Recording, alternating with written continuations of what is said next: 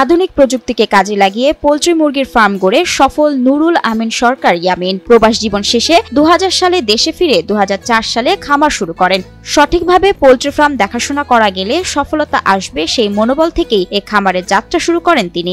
Production করতে পারেন, মুরগি পালন ঠিকমতো করতে পারেন, এটা ভালো একটা দিক আমি দেখি। প্রথমে 400 মুরগি দিয়ে শুরু করলেও এখন 12,000 মুরগির বিশাল খামার গড়েছেন তিনি। প্রতিদিন 9,000 ডিম উৎপাদন হয় তার খামারে। প্রথম আমার মুরগি ছিল 400, এখন আমার হয়েছে 12,000। বিদেশ থেকে ফিরে টানা 21 বছর ধরে সততা, নিষ্ঠা আর পরিশ্রমে গড়েছেন খামার, হয়েছেন সফল। 2000 সালে দেশে আসছি, আইসা আপনার 2004 সাল থেকে আমি ফার্মের ব্যবসা শুরু করছি। 21 বছরে তার মুরগির শেড বেড়ে এখন 4টি। তার খামারের 12,000 মুরগি থেকে প্রতিদিন প্রায় 9,000 ডিম পান ইয়ামিন। সব মিলে 9,500 ডিম উৎপাদন হচ্ছে পার ডে।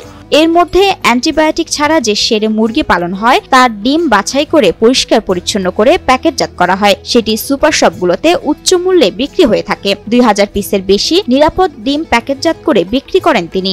4টা শেড আছে, 4টা শেডের ভিতর যেটা অ্যান্টিবায়োটিক ছাড়া থাকে সেই ডিমটা আমি কালেক্ট করি করে আপনার যেটা নিরাপদ ডিম বলি সেটা আপনি অ্যান্টিবায়োটিক ছাড়া ওখান থেকে কালেক্ট করে যাচাই বাছাই করে এ গ্রেডের ডিম আমি ওয়াশ করে প্যাকেটজাত করি।